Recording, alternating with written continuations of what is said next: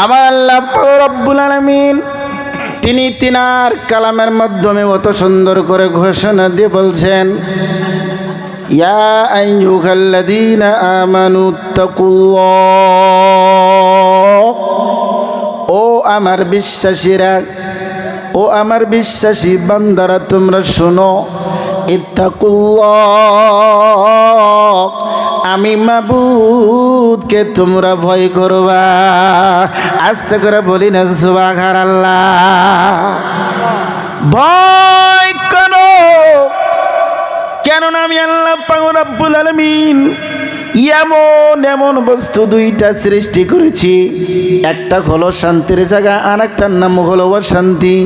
যেমন দুনিয়ার মাধ্যমে তোমরা এটা প্রমাণ করতে পারো, একটা হলো রাত, রাতটা আমি আল্লাহ পাক রব্বুল আলামিন দান করেছি তোমাদের জন্য আরামায়েশ করার জন্য, দিনটা দিয়েছি তোমাদের জন্য রুজি রোজগার তালাশ করার জন্য। কথা বলেন ঠিক না? না কথা বলেন ঠিক না বেটি? আমার বন্ধুগণ ভাইরা, এমন দুনিয়ার মাধ্যমে যেমন রাত আছে দিন আছে, ওই যে পরকালের জন্য একটা শান্তি আছে, তার নাম হলো জান্নাত, আর একটা নাম হইল জাহান্নাম। বান্দারে, তারা আমাকে দেখে ভয় কর, ও বান্দা তোমরা ভয় করবা, ইত্তাকুল্লাহ, ভয় করো, ভয় করো। কি যে বস্তুটা দেখে আমি তোমাকে ভয় করতে বলেছি, যেমন পরার অন্যায় তুমি করবা না, মানুষের ব্যাগ হালাল করে তুমি খায়ো না, মানুষের মাটি তুমি ঠেইলা নিয়ে খায়ো না, মানুষের তুমি আবাদ গরু বাছুর দিয়ে খেলায়ও না। ভয় করবি রে বান্দা, ভয় কর, পরার অন্যায় করিস না, কেননা আমার দরবারে তোর একদিন আসতে হবে। কুল্লু নাফসিন যায়িকাতুল মাউত। কথা বলো বাবা, ঠিক না? নাই, কুল্লু নাফসিন যায়িকাতুল মাউত। মাউত এমন একটা শব্দ দিয়ে তোমাদেরকে বাহানা রেখে দিলাম, যেদিন নাকি তোমার বডিটা পুরো মোকাম্মল ঠিক থাকবে, কোনো নড়াচড়া কোনো কিছু হবে না, চোখও থাকবে, হাত থাকবে, পাও থাকবে, কিন্তু তুমি চলতে পারবা না। তোমাকে মানুষের কাঁধে করে নিয়ে যাবে। কথা বলেন ঠিক না? না কি বাবা, কথা ঠিক না? ঠিক? হ্যাঁ, আমার সাথীরা, আমার পরামর্শেরা যারা থাকবে তারা নিয়ে যাবে। দুনিয়ার মাধ্যমে আমার বড় বাহাদুরি ছিল, আমি বড় টাকাওয়ালা, আমি বড় মহাজন, আমি বড় বিদ্যাওয়ালা, আমি বড় ইঞ্জিনিয়ার ছিলাম। যখন আমার আল্লাহ ডাক দিবে, আয় আয় আয়, আর সময় নাই। বলেন তো ওই দিনকে ইঞ্জিনিয়ার হওয়ার কারণে কি আর একটা মিনিট আপনাকে আমাকে সময় দিবে? কথা বলেন, দিবে না রে বন্ধু? না, ডাক পড়বে, সকল মায়া ছেড়ে যাইতে হবে।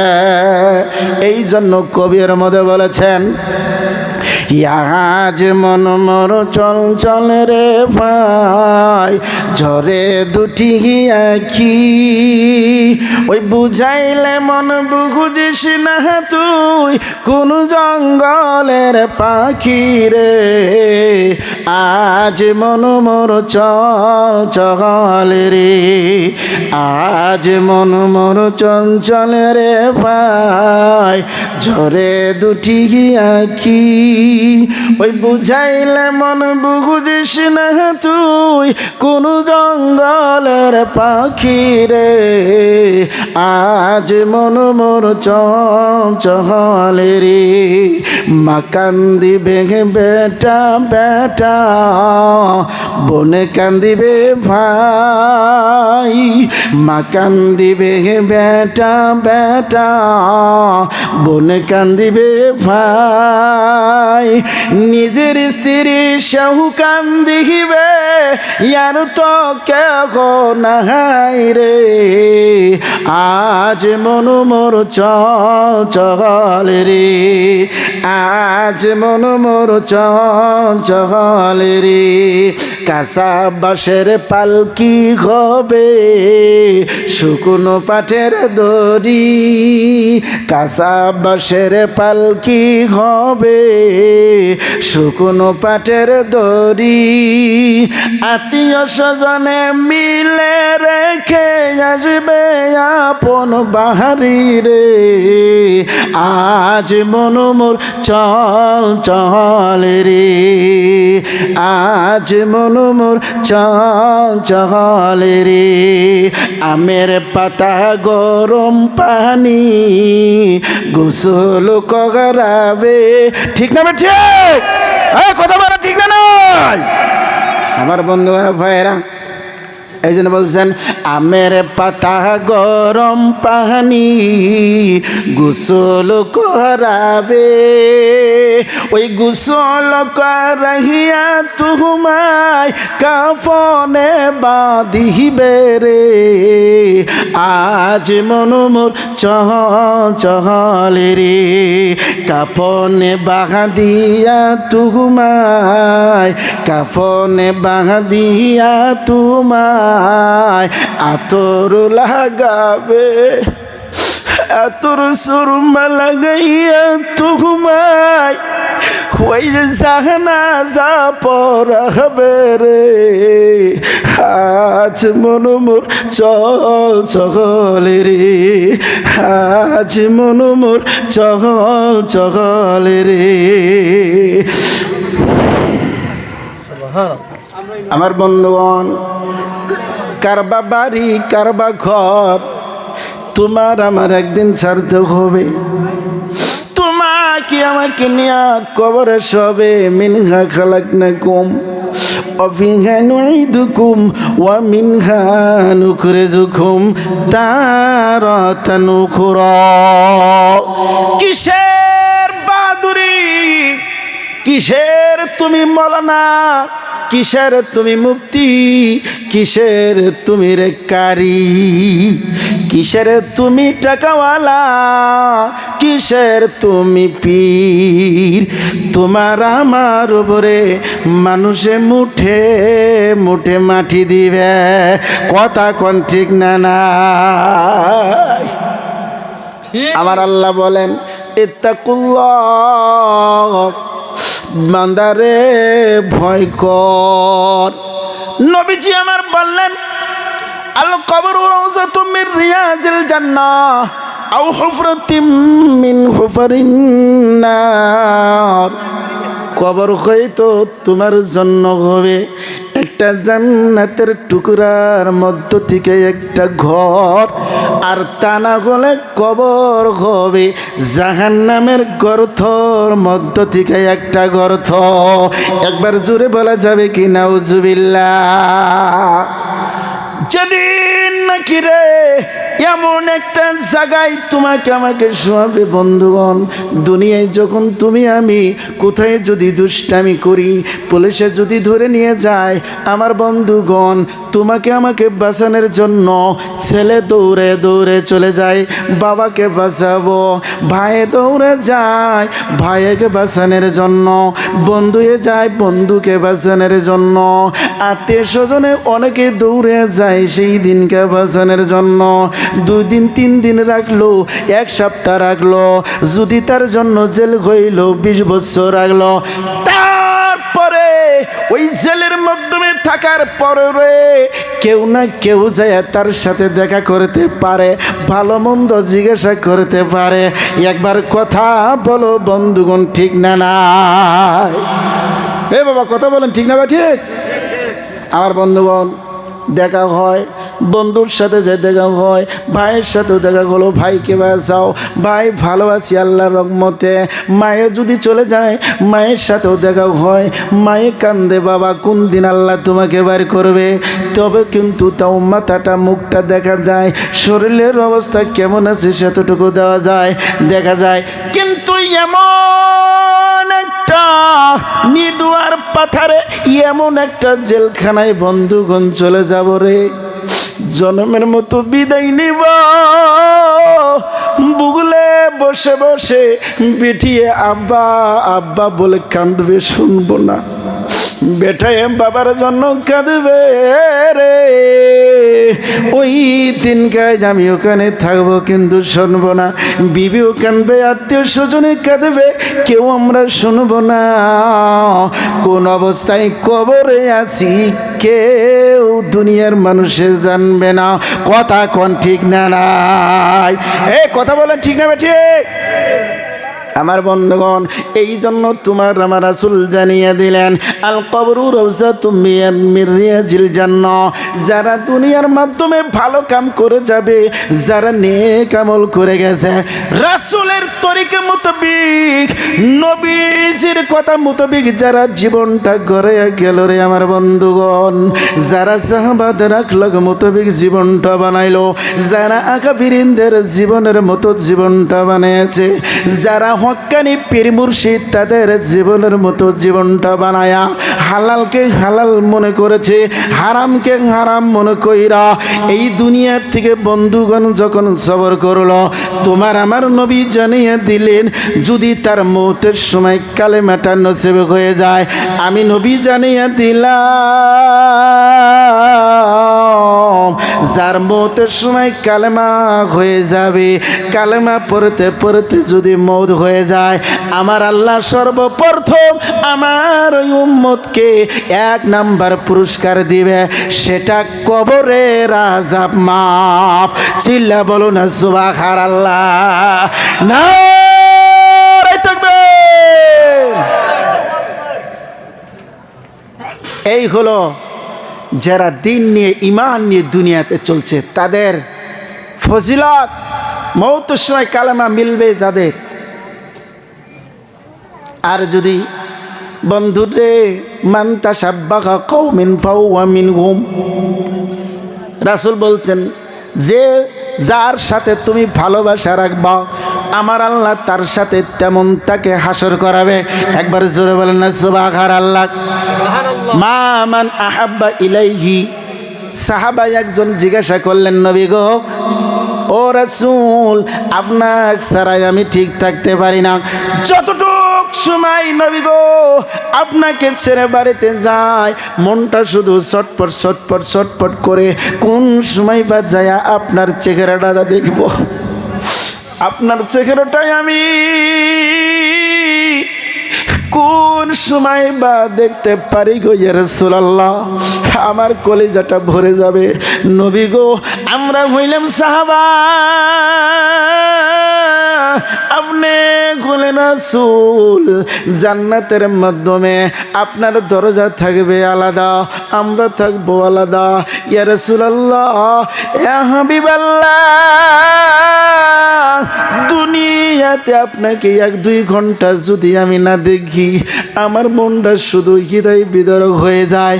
কোন সময় আপনার চেহারাটা দেখতে পারবো, কোন সময় আপনার মুখখানা দেখব গো, তবে আমার কলিজাটা ঠান্ডা হয়। সুর বলি না সুবহানাল্লাহ। ওগো মায়ার নবী গহ, তুমি প্রেম শিখায়া, প্রেম শিখায়া কোথায় লুকাইলা। সুবহানাল্লাহ বলেন, আর জোরে কর না সুবহানাল্লাহ। ওহো মায়ার নবী গহ, তুমি প্রেম শিখায়া, প্রেম শিখাইয়া কোথায় লুকাইলা। সুবহানাল্লাহ বলো, আর জোরে বলেন না সুবহানাল্লাহ। কি প্রেম শিখিয়ে গেলেন, কি ভালোবাসা দিয়ে গেছেন। আমার বন্ধুরা ভাইয়েরা, যেই সময় নারীদের কোনো ইজ্জত ছিল না, মক্কার জমিনের মাধ্যমে তোমার আমার রাসূল আইসা নারীদের ইজ্জত বাড়াইয়া দিল। সুবহানাল্লাহ বলবেন না? যে দাহিয়া কালবির কথা আপনারা শুনছেন কেছোটার মাধ্যমে আলেম ওলামার কাছ থেকে মুখ দিয়ে শুনেছেন, এই দাহিয়া কালবি শুধু নিজের সন্তানকে তাজা মেয়েকে দাপন করে নাই, এই দাহিয়া কালবি একা একা 70 জন মেয়েকে তাজা দাপন করেছে। জোরে বলেন না নাউজুবিল্লাহ। যারা উমরা হজে গিয়েছিলেন ও বন্ধুগণ, তারা সময় পাইছেন যেই জায়গায় নাকি উম্মে জামিল দাহিয়া কালবের সন্তানকে দাফন করছিলেন, বেটিকে বন্ধুগণ জিন্দাতা দাফন করেছিলেন, পাথর দিয়ে মেরে মেরে রে নিজের রক্ত জিগরে কলিজার টুকরাকে দাফন করেছিলেন। আল্লাহ পাক আমাকে সেই জায়গায় নিয়েছিল। আমার বন্ধুগণ, বর্তমানের দিনেতেও 29টা কবর ঝকমক ঝকমক করে। জোরে বলা যাবে কি সুবহানাল্লাহ, নারে তাকবীর।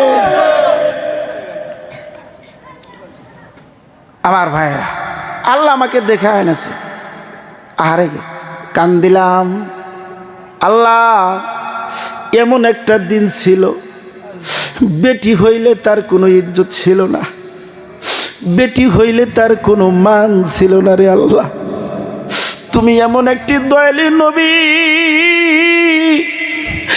আমাদের জন্য তুমি পাঠাইলা, যেই নবীর বরকতে আল্লাহ আমার মা বোনদের তুমি ইজ্জত দিলা।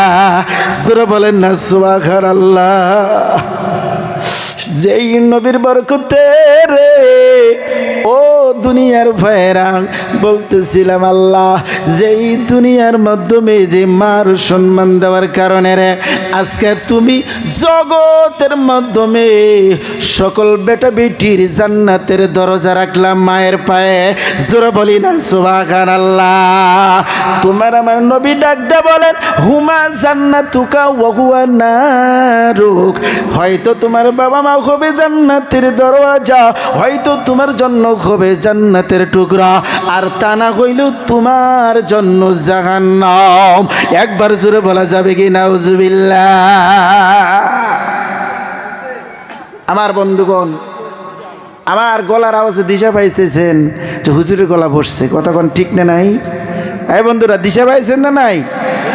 তার মানে আজকে গতকালকা কয়েকদিন ধরেই আমার অসুবিধা চলছে, ওষুধ পানি খুব খাই, কিন্তু তবু কাম হচ্ছে না। তবু আল্লাহর রহমতে যতটুক পারি, না গেলে তো আর মানুষের মানে না, অলরেডি ডেট তো দেওয়াই আছে। যেমন আপনাদের এখানেই প্রায় 1.5 মাস আগে উনি ডেট নিয়েছিলেন।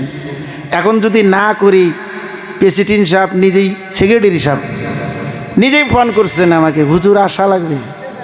সুবহানাল্লাহ কোন না, আর জোরে বলেন না সুবহানাল্লাহ। কি বাবা, কথা চলবে না ছেড়ে দিব? শোনা যাব? শোনা যাবে? কারা কারা শুনবেন ইনশাআল্লাহ? দিকে হাত তুলে দেখেন তো। মাশাআল্লাহ, সব রাজি। একবার বলেন না আলহামদুলিল্লাহ। আমার বন্ধুগণ ভাইরা, এক এক এক এক করে করে করে করে করে করে 29টা কবর করলাম। সকল হাজি করে নিয়ে ওই জায়গায় 2টা হাত তুলে দোয়া করলাম, আল্লাহ রব্বুল আলামিন জীবনভর খালি কিতাবের মধ্যে পাইছিলাম মক্কার জমিনের মাধ্যমে দাইয়া কালবি একজন সাহাবা ছিল, ও দরদি আল্লাহ, সে না জিন্দা মেয়েকে দাফন করেছে, সে নাম জিন্দা মেয়েকে দাফন করেছে। আল্লাহ গো, তুমি আমাকে এই জায়গায় সেই কবরগুলা দেখতে দিলা। রব্বুল আলামিন এদের বরকতে জীবনের গুনাহ মাফ করে দাও। আমার বন্ধুরা, আজকালকার কত কত নাফরমানের বাচ্চারা, হারামখোরের বাচ্চারা বলে ইসলামে নারীদের সম্মান দেয় নাই। কথা কোন ঠিক নেবে ঠিক? চিল্লা বলেন ঠিক নেবে ঠিক? খালি মাথা ঝুঁকায়েন না, ঠিক নেবে ঠিক? আরে তোরাই তো নারীর ইজ্জত দিতে পারিস নাই, ইসলামে তো সর্বপ্রথম নারীর ইজ্জত দিল। ইতিহাস খোল, কিতাব দেখ, নারীর ইজ্জত কে দিয়েছে? নারীর সম্মান কে দিল? টবর টবর। আমার বন্ধুগণ আর ভাইরা, আমার দোস্তগণ, আল্লাহ রাসূল সাল্লাল্লাহু আলাইহি ওয়াসাল্লাম ওই যে কথাটা বন্ধুগণ আমার মনে আছে না নাই? এক সাহাবা বললেন, নবী গো, আপনাকে ছাড়া ভালো লাগে না। কতক্ষণ এই কথাটার দিকে খেয়াল আছে আপনাদের? ওখান থেকে কিন্তু অন্য দিকে চলে গিয়েছিলাম। এবার ওই সাহাবা নবীজিকে ডাক দেয়া বলছেন, নবী গো, ইয়া রাসূলুল্লাহ, ইয়া হাবিবাল্লাহ, আপনাকে ছাড়া তো আমি থাকতে পারি না। আপনার দরজা হবে অনেক বড়, আর আমরা থাকবো অনেক জায়গায় দূরে। ইয়া রাসূলুল্লাহ, আপনার জায়গা বেলেগ, আমাদের জায়গা বেলেগ। দুনিয়াতে আপনাকে না দেখলে পরে থাকতে পারি না। ওই জান্নাতের মধ্যে যখন চলে যাব, আপনি থাকবেন আলাদা জায়গায়, আমরা থাকবো আলাদা জায়গায়। ইয়া রাসূলুল্লাহ, আপনার সাথে যদি দেখা না হয় আমি তো মইরাই যাব, আমি তো থাকতেই পারবো না। ইয়া রাসূলুল্লাহ, ওই দিনটা কেমন করে সব গো নবী? আমার নবী ডাক দেয়া বললেন, মান আহাব্বা ইলাইহি মা মান আহাব্বা ইলাইহি। ও সাহাবা শোনো, তুমি যদি আমাকে মহব্বত দাও, তুমি যদি আমাকে ভালোবাসা দাও, তাহলে তুমি আর আমি আমার দুইটা আঙ্গুলের দিকে লক্ষ্য করো। জোরে বলা যাবে কি সুবহানাল্লাহ? সাহাবার দিকে দুইটা হাতের আঙ্গুল রে একত্র করে তারপরে বলছেন, দেখছাও আমার দুইটা হাত, এই যে দুইটা আঙ্গুলের দিকে দেখছাও? বলে, জি জি ইয়া রাসূলুল্লাহ, নবী গো দেখতে পেরেছি। বলে, এর মধ্যে ফাঁকা আছে? বলে, হ হ হ ইয়া রাসূলুল্লাহ, এর মাধ্যমে ফাঁকা আছে। বলে, এবার আমি দুইটা আঙ্গুল এক জায়গায় করে দিলাম, বলো তো এখন কতটুক ফাঁকা আছে? বলছে, নবী এখন তো এর মধ্যে কোনো ফাঁকা দেখা যায় না। তোমার আমার রাসূল ডাক দিয়ে বললেন, রে সাহাবা, হাতের আঙ্গুল যেমন এক জায়গায় না করার আগে ফাঁকা ফাঁকি থাকে, এবার যখন দুইটা আঙ্গুল আমি একসাথে জড়ো করে দিলাম, যেমন এর মাধ্যমে কোনো ফাঁকা ফাঁকির জায়গা নাই। তুমি যদি আমাকে নিশ্চয়ই ভালোবাসো, তুমি যদি আমাকে মহব্বত দাও, অন্তর থেকে যদি ভালোবাসা দাও, তাহলে এই আঙ্গুলের মতোই তোমার আর আমার আলাদা ঠিকানা। জোরে বলা যাবে কি সুবহানাল্লাহ?